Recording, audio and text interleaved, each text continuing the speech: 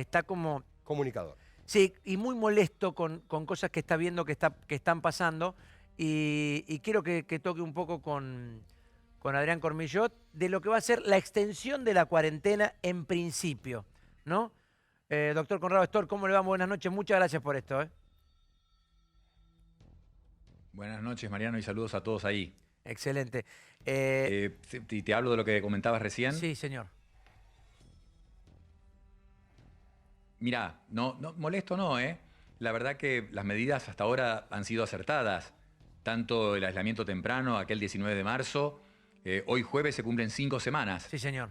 Y la prolongación de la cuarentena, sin duda, porque hay criterios muy claros que se usan para decidir cuándo salir. Los ha usado Alemania, los va a implementar Estados Unidos, Dinamarca. En Wuhan, donde empezó todo esto, tuvieron que esperar 80 días y durante 14 no tener un solo infectado para salir. Ahora, repítalo, perdón. 80 días y durante 14... Y en Wuhan, durante 80 días tuvieron el aislamiento... Ni un caso.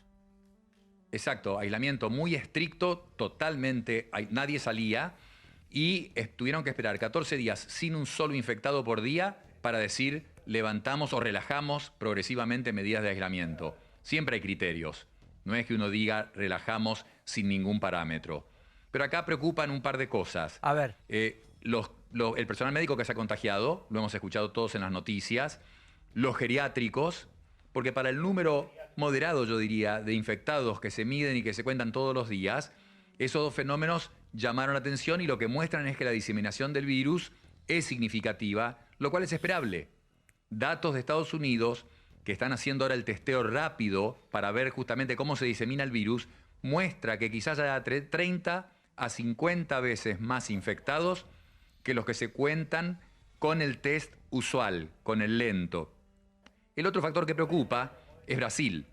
¿Por qué? Porque en el hemisferio sur sentíamos que había una suerte de protección, si era la BCG o el verano, lo que fuera. Pero Brasil ahora con 50.000 infectados... Vamos al punto de la BCG.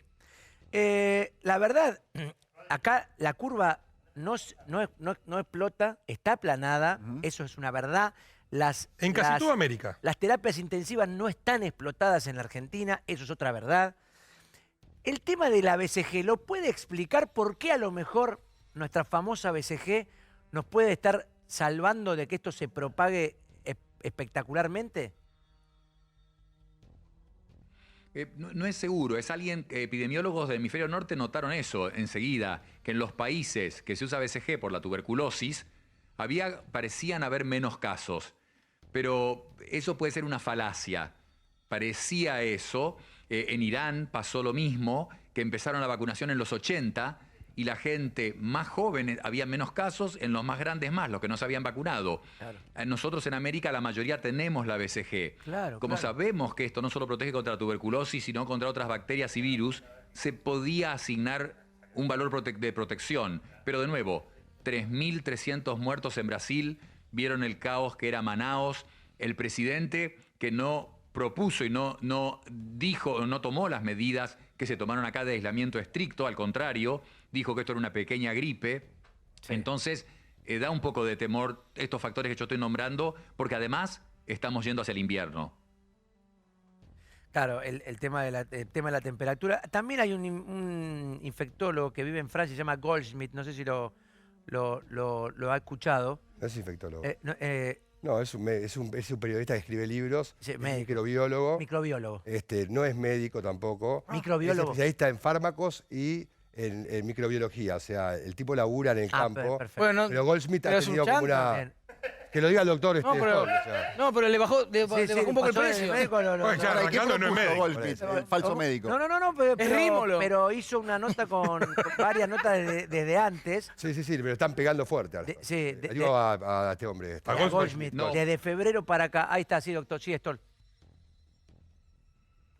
No, quería opinar porque mucha gente ha mandado mensajes Y creo que hasta un cierto punto hay que tener una responsabilidad. Absolutamente. La verdad que yo trato, por ejemplo, de no opinar. Tengo un criterio propio, pero basado en lo que leo todos los días, que se publica muchísimo de esto. Me parece que lo de Goldschmidt es bioquímico, estudió psicología acá en Argentina y se fue hace 40 años. Sí, señor. Y en Francia ha hecho farmacología. Pero es otro que, como Bolsonaro dijo que esto era un simple resfrío, Sí. es más, dijo que era una conspiración de peritos para influir en los gobiernos del mundo. Me parece que la evidencia del hemisferio norte, lo que ya estamos viendo en Brasil, es suficiente para saber que esto no es la conspiración de nadie. Esto es una epidemia muy grave, que tiene alta, que quizás está mucho más diseminada de lo que pensamos, mucho más probablemente, pero que en un sector de la población vulnerable, de edad y sobre todo con exceso de peso, hipertensión, diabetes, etcétera, hay casos muy graves y hoy se publicó algo en una revista muy importante con 5.000 pacientes de Nueva York, donde vieron que la mortalidad de los que llegaban a ser intubados era del 90%. Bien. Lo quería preguntarle, ¿qué tal, doctor Conrado? Soy Adrián Cormillot. Quería preguntarle, porque sé que usted tiene, aparte de, bueno, leer mucho, tiene algunas veces su punto de vista, y quería ver si usted considera si estamos en un aplanamiento de la curva o la curva todavía no empezó. ¿Qué tal, Adrián?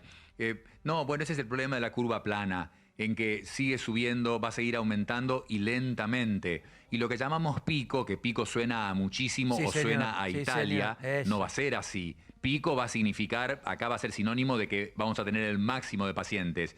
Y la matemática es, cuando tengamos una cantidad de días consecutivos en que cada día tengamos menos infectados que el día previo, o cada día tengamos menos internados con COVID-19 que el día previo, ahí es donde uno podría pensar en Capital Federal y Provincia de Buenos Aires en relajar medidas de aislamiento. Pero por lo que se ve ahora, creo que estamos lejos de eso. Por eso, para mí no empezó la curva. Ahí Para digo vos yo, no, Adri, para vos mí no. no es que hay un aplanamiento, para mí no, o sea, estamos todavía muy lejos de que empiece, para mí, que empiece la curva. O sea, porque sé que hay algunos datos epidemiológicos que hablan de que se deberían duplicar los casos cada 5 días para poder considerar que hay un aumento de casos.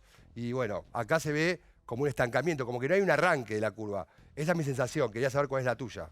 No, lo que decís está muy bien, está subiendo. Digamos que estamos en una curva que sube. Ah, ok. No exponencialmente, definitivamente no. Sube con un aumento de casos a velocidad constante, pero no es exponencial de ninguna forma. Doctor Horacio Cavaclo, Salva, le quería hacer una consulta. Usted daba el ejemplo recién de Wuhan, que estuvieron 80 días con el lockdown, con la ciudad bloqueada absolutamente, y una vez que se aseguraron durante 14 días de no tener ningún contagio, recién empezaron a flexibilizar lo que nosotros llamamos la cuarentena. ¿Cómo imagina que va a ser la salida acá? Porque da la sensación de que es difícil aplicar eso que se aplicó en una ciudad o en una región a nivel país, y nuestra sociedad es bastante distinta de lo que es la sociedad china. Obviamente, por supuesto que eso es muy atinado, es imposible copiarlo de China, ni querría copiarlo. Pero pensemos, miremos Alemania. Ahora el contagio en Alemania es 0,7, quiere decir que una persona contagia menos de una persona. Normalmente con el COVID-19 una persona contagia a 2,5 a 3,5 personas más. Bajó a 0,7 y ahí Angela Merkel empieza a relajar el aislamiento. Pero está prohibido reuniones de más de 2 personas al aire libre. O sea, las medidas de distanciamiento siguen, el barbijo no es obligatorio, pero está fuertemente incentivado. Entonces, hay una cantidad de reglas que uno puede seguir para decidir cuándo empieza a salir progresivamente. De nuevo, como decía Adrián recién, acá estamos subiendo. No hemos llegado al momento en que uno dijera, podemos empezar a considerar. Y aparte, hay un factor fundamental, el testeo. Las aplicaciones también. Hoy Bill Gates publicó algo muy interesante. Aplicaciones que de un teléfono a otro se comunican. Entonces, si a una persona la diagnostican con la infección, el teléfono de esa persona indica con qué otros teléfonos, es decir, con qué otras personas estuvo en contacto en los días previos a que le hagan el diagnóstico.